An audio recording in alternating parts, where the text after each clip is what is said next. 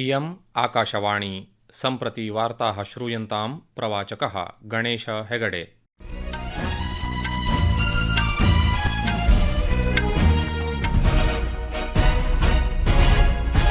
आदौ मुख्यवार्ताः। प्रधानमन्त्री श्री नरेन्द्र मोदी अद्य मध्याह्ने घानादेशस्य संसदं सम्बोधितवान्। भारतं घाना च व्यापक सहयोगरूपेण स्वसम्बन्धस्य उन्नतीकरणाय सहमतौ जातौ। विदेशमन्त्री सुब्रह्मण्यं जयशंकरः आतङ्कवादविषये भारतस्य समर्थनं न करणाय पाश्चात्यदेशानामुपरि प्रश्नं कृतवान्। सः आतङ्कवादस्य निवारणे अधिकाधिक एकीकृत वैश्विक सहकार्यस्य आवश्यकतायाः उपरि बलं दत्तवान्। केन्द्रेण अनेकेषां पाकिस्तानी अभिनेतॄणां क्रिकेट् क्रीडकानां च सोशल मीडिया अकाउंट्स् इति सामाजिक माध्यम पुटकानां पुनः प्रतिबन्धः कृतः। हिमाचलप्रदेशे विगत 12 दिनेषु अतिवृष्टिसम्बद्धासु घटनासु 63 जनाः मृताः। भारतीय ऋतुविज्ञानविभागेन हिमाचलप्रदेशस्य 6 मण्डलेषु प्रवाहसम्भावना प्रकटिता वर्तते। अपि च क्रिकेट् क्रीडायां बर्मिंघम नगरे एज्बेस्टन् क्रीडाङ्गणे टेस्ट् क्रीडायाः द्वितीयस्पर्धायाः द्वितीयदिने इंग्लैंड विरुद्धं प्रथमचक्रे अन्तिमसूचनापर्यन्तं भारतेन 6 स्तोभकानां हानिपुरस्सरम् 19,400 धावनाङ्काः समार्जिताः। अथ वार्ताः विशदीकृत्य। प्रधानमन्त्री श्री नरेन्द्र मोदी घानादेशस्य संसदं सम्बोधयन् अवदत् यत् घानादेशः लोकतन्त्रस्य भावनां विकीर्णां करोति, यत्र हि घानादेशे भवितुं सम्माननीयं संसदं च सम्बोधयितुं सः अतीव गौरवम् अनुभवति। प्रधानमन्त्री अवदत् यत् विश्वस्य बृहत्तमस्य लोकतन्त्रस्य प्रतिनिधित्वेन सः 1.4 कोटि भारतीयानां सद्भावनाम् अभिवादनां च स्वेन सह समानयत्। इस सम्मान के लिए मैं 140 करोड़ भारतीयों की तरफ से घाना के लोगों का आभार व्यक्त करता हूं। I dedicate it to the enduring friendship and shared values that bind India and घाना।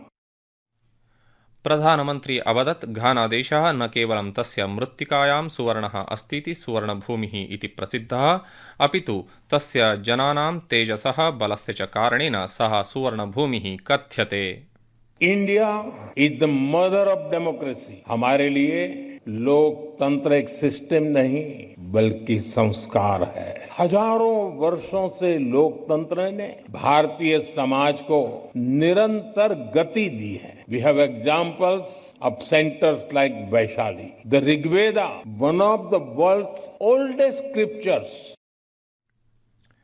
ततः पूर्वं प्रधानमन्त्री मोदी अथ घानादेशस्य राष्ट्रपतिः जॉन द्रमणी महामा च प्रतिनिधिमण्डलस्तरस्य वार्तां कृतवन्तौ। ततः राष्ट्रद्वयं व्यापक सहयोगरूपेण स्वसम्बन्धस्य उन्नतीकरणाय सहमतम् अभवत्। तयोर्मध्ये व्यापार, निवेश, कृषिक्षेत्र, डिजिटल प्रौद्योगिकी, क्षमतानिर्माण, आधारभूत संरचना, जनसम्बन्धादिषु क्षेत्रेषु सहकार विस्तारस्य विषये चर्चा अभवत्। द्वयोः देशयोः मध्ये संस्कृति, मानक, आयुर्वेद, पारंपरिक चिकित्सा क्षेत्रेषु 4 सन्धिपत्राणि, संयुक्त आयोग तन्त्रविषये च हस्ताक्षराणि कृतानि। उभौ नेतारौ घानादेशे वर्धमानस्य द्विपक्षीय व्यापारस्य, भारतीय निवेशस्य च स्वागतं कृतवन्तौ। रक्षा सुरक्षा सहकार्यस्य विषये अपि उक्तवन्तौ। इतः परं श्री मोदी स्वस्य यात्रायाः द्वितीये चरणे त्रिनिदाद टोबैगो देशं प्रति प्रस्थितवान्। प्रधानमन्त्रित्वेन अस्य देशस्य तस्य प्रथमा यात्रा भविष्यति। 99 वर्षात् परं प्रधानमन्त्रिस्तरस्य प्रथमा द्विपक्षीययात्रा च इयं भविष्यति। विदेशमन्त्री सुब्रह्मण्यं जयशंकरः आतङ्कवादविषये भारतस्य समर्थनं न करणाय पाश्चात्यदेशानामुपरि प्रश्नं कृतवान्। सः आतङ्कवादस्य निवारणे अधिकाधिकम् एकीकृत वैश्विक सहकार्यस्य आवश्यकतायाः उपरि बलं दत्तवान्। अमेरिकादेशस्य वाशिंग्टन् नगरे वार्ताहराणां प्रश्नानां प्रतिक्रियारूपेण डॉक्टर जयशंकरः अवदत् यत् प्रायः एते देशाः आतङ्कवादेन पीडितानां देशानां कृते समर्थनं न दास्यन्ति यावत् ते स्वयमेव तस्य दुष्प्रभावग्रस्ताः न भवन्ति। On the terrorism issue, again, it is a fact that often countries do not take a position when some other country is a victim of terrorism, which they would do when they themselves are.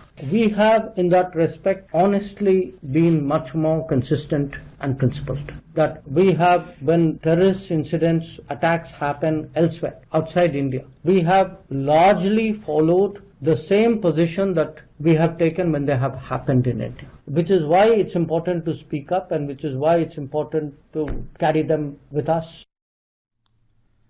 सर्वकारेण अनेकेषां Pakistani अभिनेतॄणां cricket क्रीडकानां च social media accounts इति सामाजिकमाध्यमपुटकानां पुनः प्रतिबन्धः कृतः। सूत्रानुसारं तान्त्रिककारणात् कञ्चित् कालपर्यन्तम् एतानि पुटकानि उद्घाटितानि च आसन्। अवधेयं यत् अस्मिन् वर्षे मे मासे भारतविरोधी प्रचारकारणेन अवाञ्छितसामग्रीणां च प्रसारार्थं बहूनां Pakistani YouTube channels social media accounts इत्येतेषां प्रतिषेधः कृतः आसीत्। एतेषु अभिनेता सबा कमर, अहाद रजा मीर, युमना जैदी अथ दानिश तैमूर इत्येतेषां इंस्टाग्राम अकाउंट्स् तथा च क्रिकेट क्रीडकाभ्यां शाहिद अफरीदी एवं शोएब अख्तर इत्याभ्यां यूट्यूब चैनल इति सम्मिलितानि सन्ति। सर्वाणि Pakistani OTT platforms, media streaming सेवाः, पाकिस्तानी वेब सीरीज, गीतानि, चलच्चित्राणि, पॉडकास्ट तथा अन्य माध्यम सामग्रीणां च प्रतिषेधार्थं निर्देशः प्रदत्तः वर्तते।